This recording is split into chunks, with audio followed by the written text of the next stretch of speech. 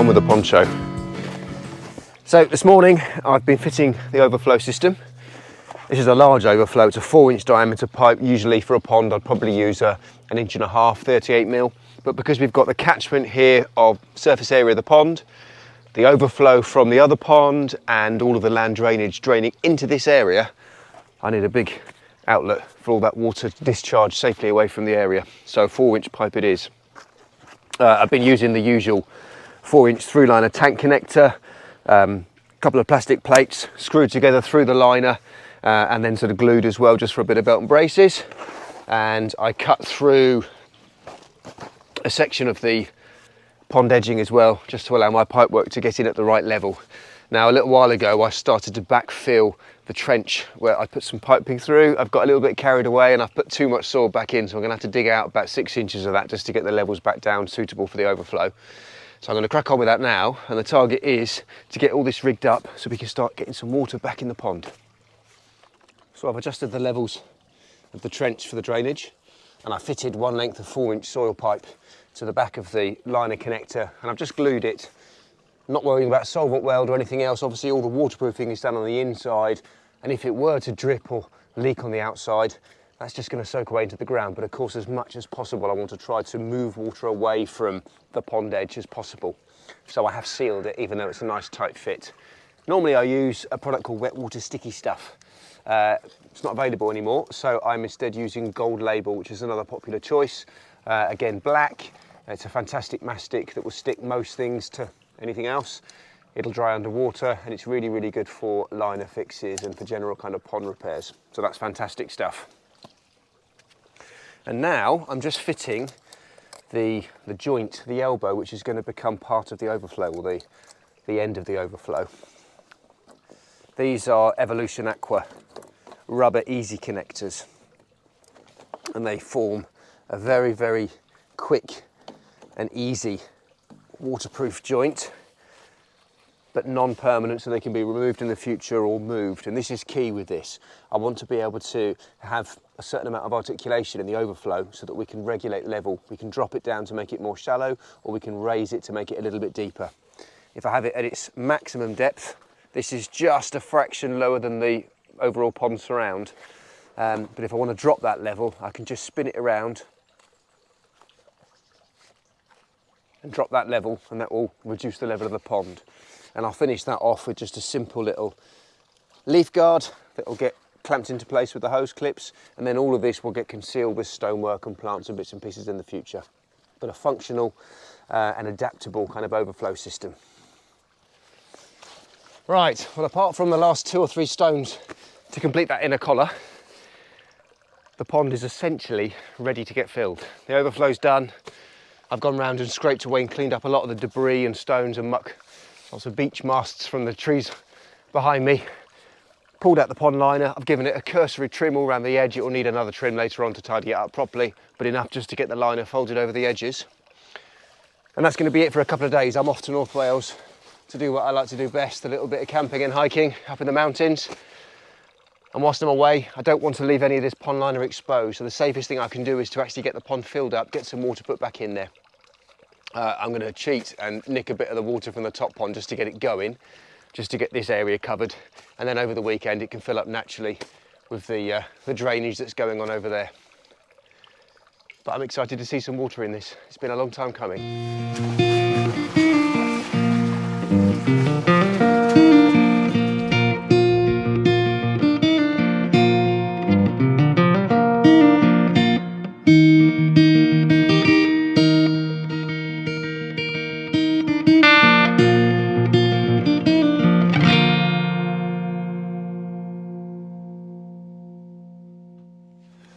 Well, good morning, Monday morning. I'm back after a long weekend of hiking and climbing in the mountains. I've got to say my quads are a little bit sore. Nearly 15 miles and almost 2,000 metres of ascent later. But I'm back, and this is the first time I get to see the pond filled up with water. And it's a great thing to see. It looks so much bigger like this with all this surface area finally revealed. Just checking the overflow, that's working nicely. We've got a little bit of adjustment. I can tweak this up and just articulate it up a little bit more to get slightly more depth in here. The next job is going to be to drain it back down into a couple of holding tanks start to get all of the fleece and the secondary liner prepped in preparation of then putting gravel into this marginal zone. Weather looks good today, so hopefully we'll have a good day.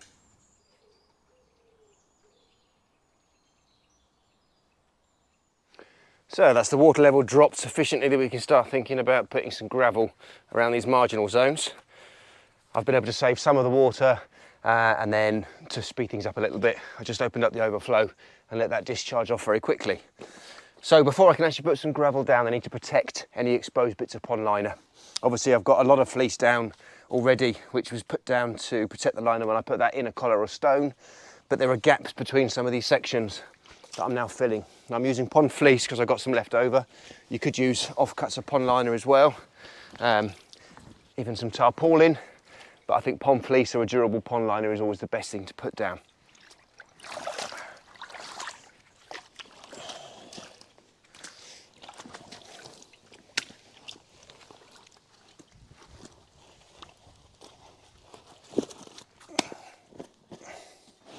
Right, I'll get all this finished off and then we can start barrowing down that gravel.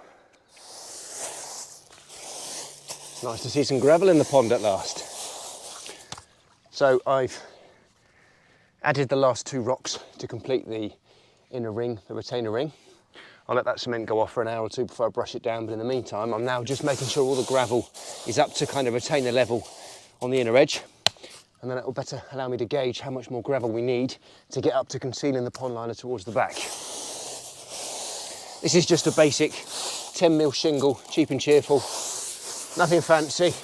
Because this is going to be a kind of a natural wildlife pond, we actually want to encourage settlement of silt and debris to cover over this gravel to create that kind of natural margin into which marginals and plants are going to grow. And you know, there's a lot of benefits within that silt, that alluvium, which a lot of wildlife, crustaceans and pond life are going to like. So there's no point in going ahead with some of the more expensive decorative aggregates that I use, like the gill mill, because it will get covered in silt and you won't see it anyway. If you close your eyes, it sounds like the sea.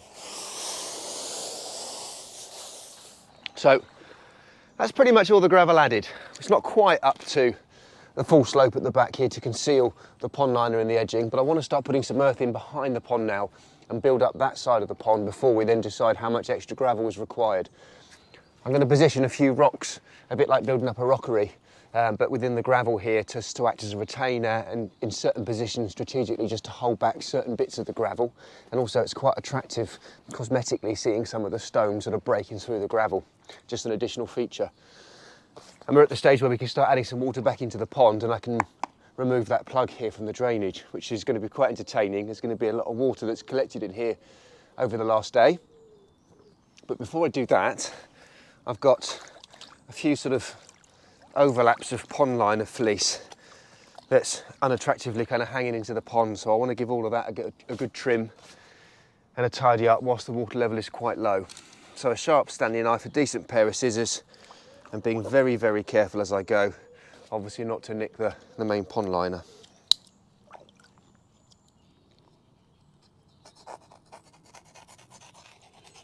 This is a horrible job, and one that I'm always very relieved once I've finished.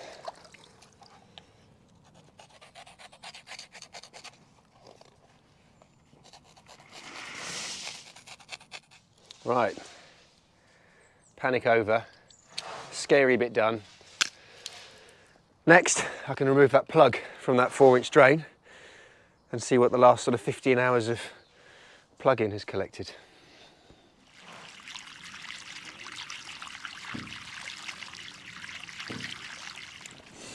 Well, slight anticlimax. That's all the excitement over for this morning. Now it's back to just lugging lots and lots of soil and start to build up those outer levels.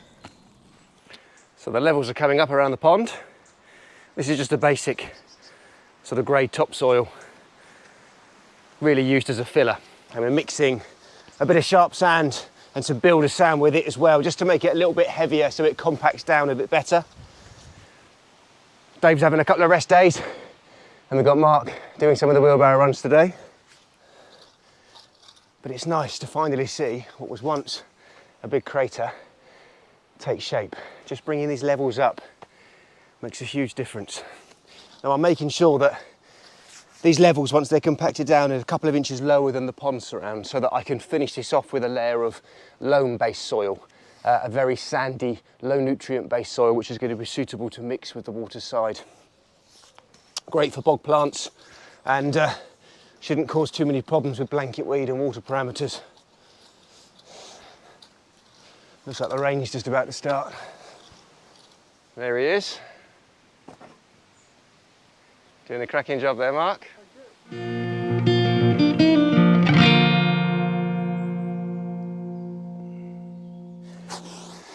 So we're pretty much there with soil. It's another 6 tonnes brought down today, and the last couple of tonnes have been this slightly darker blended loam. So I'm just going around with a few rocks in certain positions and using these to act as a little bit of retainer to hold back in certain places some of the gravel and the soil. And this is partly because some areas I want to have this bank of gravel and sort of soil mix slightly steeper than others, and also because cosmetically it's quite nice to have a few rocks positioned here and there, sort of poking out of the water and out of the gravel.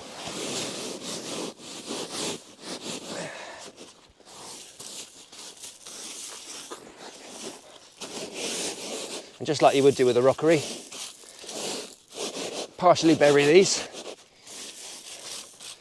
so only the tops and kind of the lower face are revealed.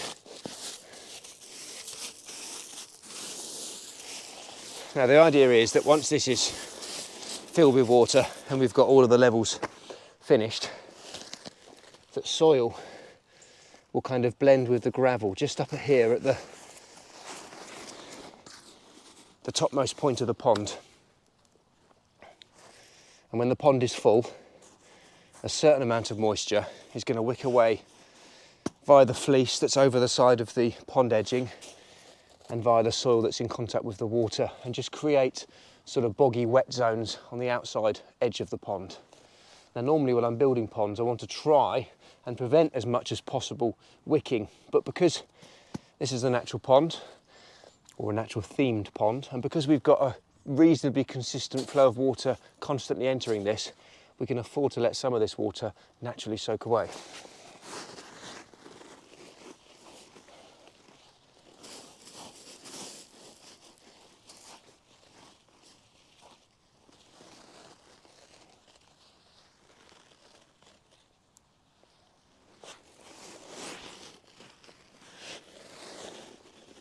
I'm just getting a bit impatient because I want to see a bit of water in the pond.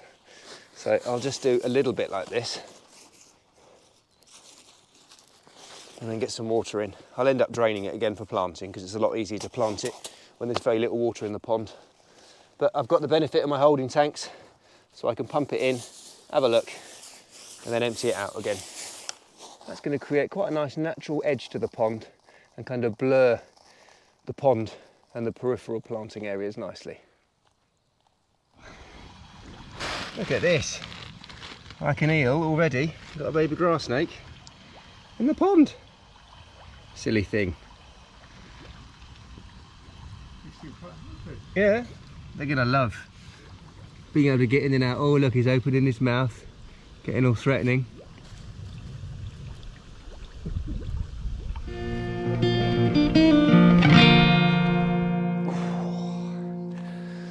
So I brought with me a few larger rocks as well. It's always nice to have some bigger pieces to act as kind of feature rocks. It's about the limit though as to what I want to move on my own.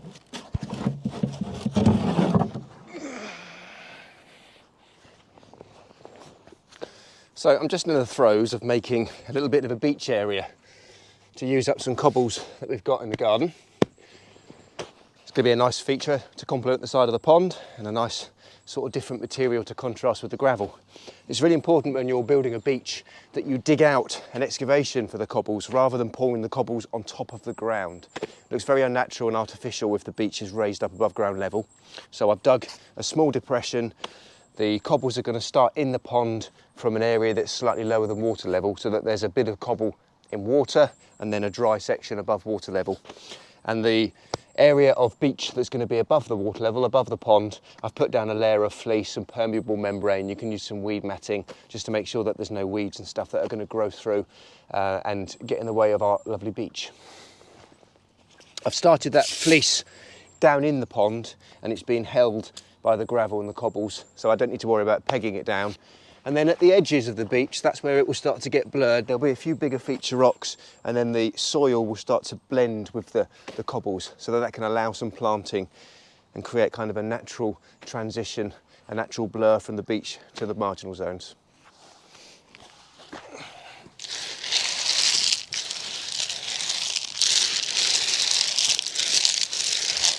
Well, the beach is coming on. Definitely a nice contrast with the darker colour against the lighter gravel and makes a nice kind of focal point of the pond. Slowly, slowly the pond level is creeping up as that water from the ground drainage is dripping into the pond. So it's nice to see that water level slowly start to increase and the surface area of the pond get bigger.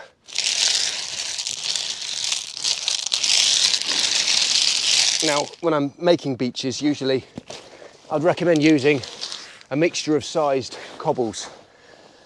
Bigger ones down to smaller ones, sort of 3 or 4 sizes blended in, makes it look a lot more natural. Here we've got pretty uniform cobbles, but thankfully they're the smaller ones. If you're going to use one size cobble, always try and use a smaller pebble or a smaller cobble rather than a much bigger sort of fish-sized Scotch cobble.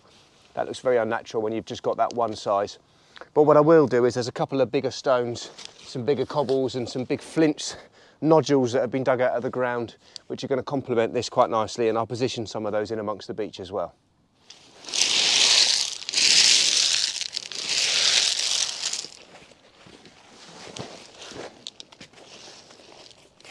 And again, just like in the margins, or just like with the rockery, don't just plonk the stones on top. They need to be buried with only a certain amount of the stone exposed above the cobbles.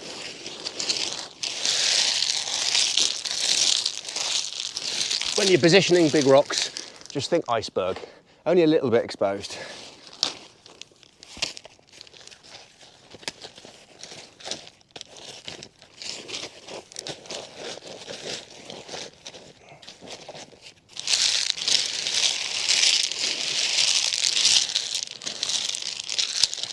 Well, another couple of wheelbarrows and this should be done.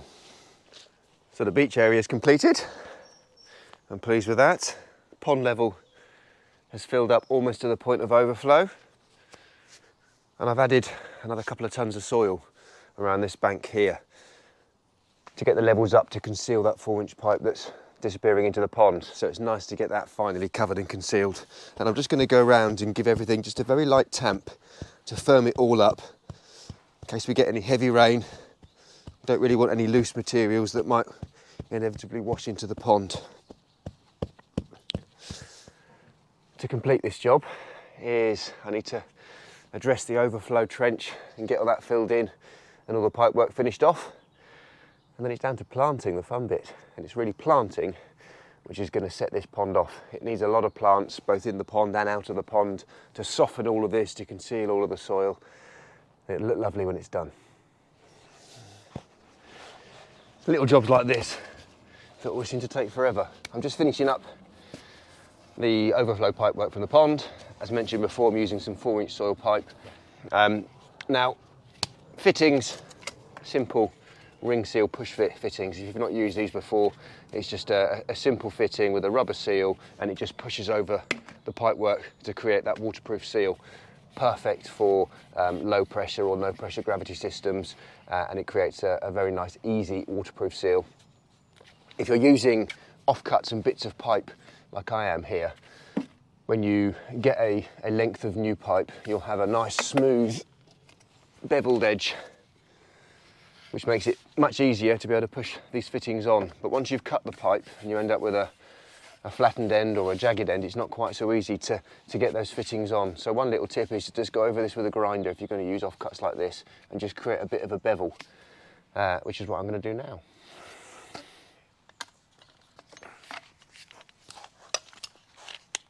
Ear defenders, essential. And yes, I should be wearing eyewear. I've got thick contact lenses.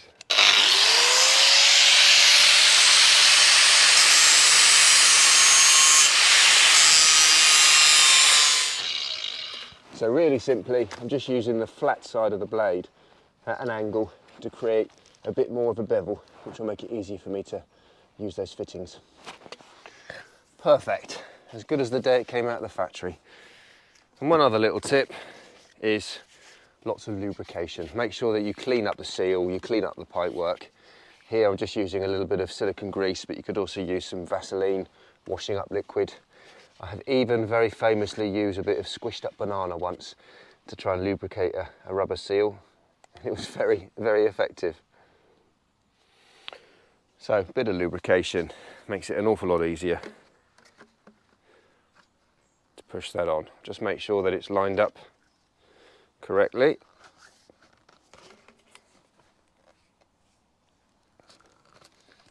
There we go. Yep, that'll do nicely. So I can attach this onto the end of my overflow.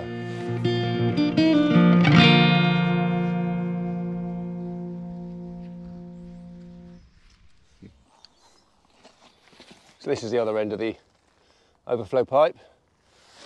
This is the overflow for the pond, and this one is the drainage, the relief that I put perforated pipe underneath the pond.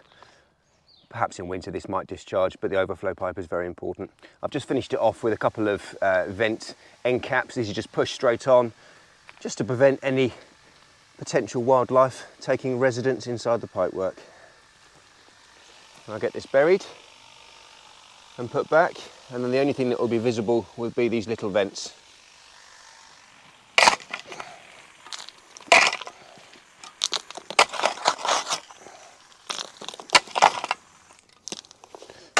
Right, that's another job ticked. Now what would you think if you saw these in the garden? Pretty innocuous looking, look very reminiscent of a patch of little mushrooms or fungus, a bit like this. And these were found in a compost bin, and my first thoughts were that they were little puffball fungus or something like that, but actually they are the shells, the eggs from the grass snakes that hatched out. There were lots and lots of different clusters of these. You can see the very small holes on the side of the egg where the young grass snake, the hatchling, has emerged, and reptile eggs are quite sort of soft and supple, flexible. But a first for me, I've never seen those before, so that was a wonderful find. So I'm just adding a little path of stepping stones just to make it a little bit easier to get around the pond. And like laying rockery stones, just make sure you bed the stepping stones in rather than have them proud on top of the surface. Make sure there's no rock and that everything's well packed.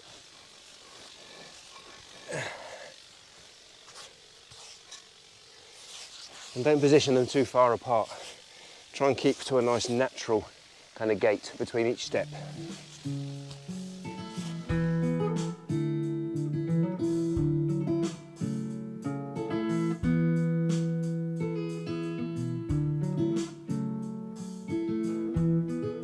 Right, favourite part of the job is planting time. We've got a nice selection here of a few different pond marginals. I've got some cotton grass, some chameleon plant, or Hitinia, some fringed heart water lilies, fresh out of my own pond. Water spearmint, Mentha cervina, that's a lovely, lovely scented plant, really nice to have around the pond. We've got some cowthers, some marsh marigolds, nice early bloomer, spring flowering plants. Again, a pond staple. Some evergreen foliage here with a little variegated Acorus, dwarf Acorus, that's a nice plant to have. More pickerels. We've introduced some of these into the top pond, and some of these are going to come down here as well, because a thick reed sort of bed of these always looks really nice. Variegated Ensata iris, Japanese purple iris with variegated foliage. That's a beautiful plant to establish. Again, don't often see that very often in ponds. And this little thing here, which doesn't look particularly attractive at the minute, is something called hairgrass, Heliocarus. This is an aquatic grass that will grow underwater and form these nice sort of short tufts or lawns of very green foliage, so that's a lovely plant to have. And then we've got a few other additions here, some going in the ponds, some more irises, a selection of some astilbes, some hostas for outside, and I saw some geums somewhere. Where's the geums gone? I think, oh, you've got some geums as well over there. And then one of my favourites, mind your own business. Covers a multitude of sins, this one, so this is going to be great to have planted up over the rocks just to conceal that overflow pipe and hide some of those man-made bits. Right, waders on, let's get planted.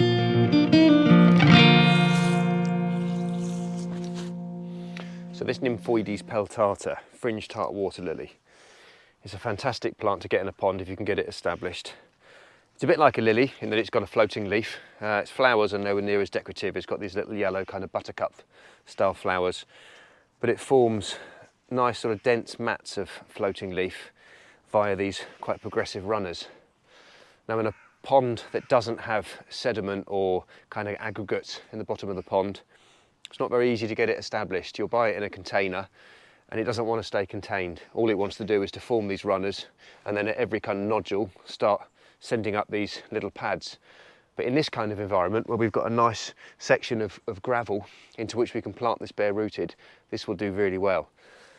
Now obviously it's grown in much deeper water than the shallows offer in this pond, so I'll end up trimming off the pads and planting the runner and the root and that little nodule, and very quickly it'll start to send up fresh shoots and fresh pads at the surface. At this time of year, October, there's not going to be a tremendous amount of growth, but those roots are going to remain dormant in the gravel and start throwing up leaves next year. There we go, so something like that, planted up. It's going to create a nice plant very quickly. So we planted a few of the marginals, and the next job is to get some deep water plants, some water lilies in that deeper section. And this is the benefit of having a second pond. I've got my glamorous assistant choosing a couple of plants out of this pond, and we can introduce them into this new one.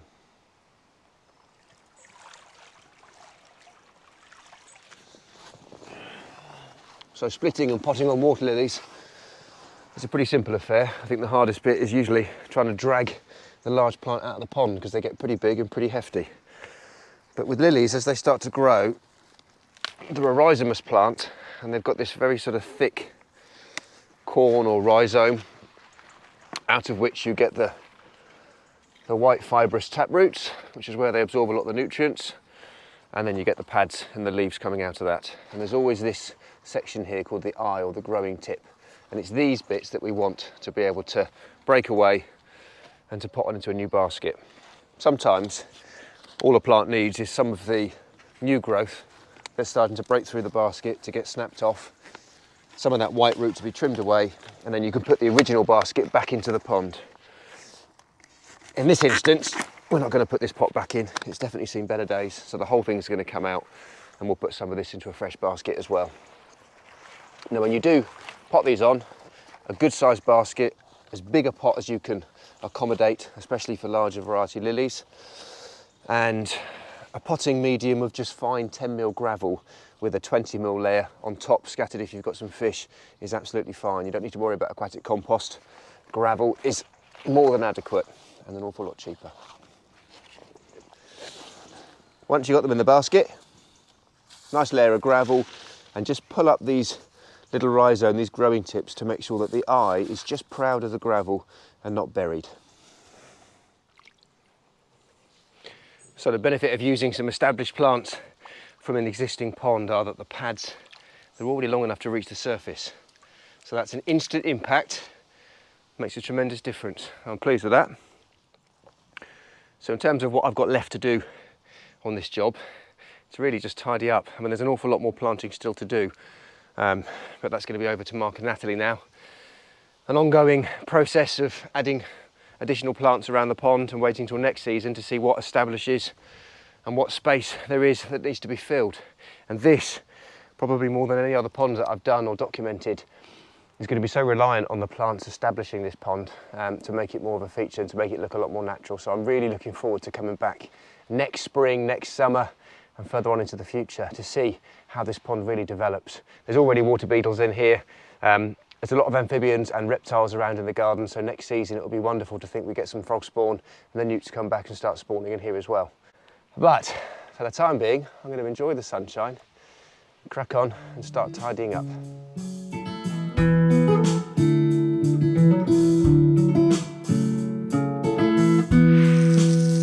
Last little tidy up, and then my part is done. Right, well, my work here is done.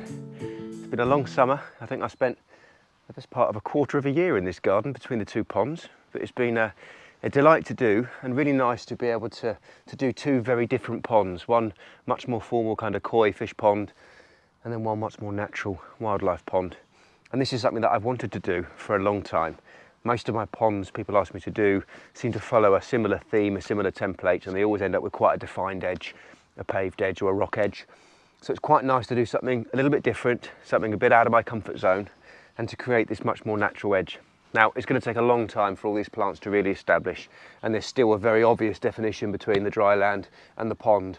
But give it a year or two, and very quickly, a lot of these plants that are grown are going to spread and flop and just completely blend and blur that edge. The use of the Waza pond edging that I've used, I think has been very good. This is the first time that I've used this on a pond, and I like it. A very discreet, thin edge, and very easy to conceal that with plants either side of this. And having the felt over the top of the pond here means that this is kept damp, this is wicking moisture, and there's a nice sort of band of moist ground just behind the pond, which is perfect for bog plants like the astilbes here, irises, primulas. So it's gonna blend in nicely. Right, I'm going to spend a few minutes just doing some last bits of tidying up, but that's it for now. Thank you very much for watching, and to all my new followers and subscribers over the last couple of months, really appreciate it. Thank you. Hope you've enjoyed watching. I've enjoyed filming, and it's been a good fun project to do. I really look forward to coming back and doing a Ponds Revisited next year and the following year when all this is really established. Mark and Natalie are very keen gardeners, so they'll be in here very quickly planting up new plants, and it'll look very different very soon, I'm sure. But for now, thank you very much for watching. I'm Ed from Crystal Clear Aquatics, and I'll see you in the next pond. Thanks.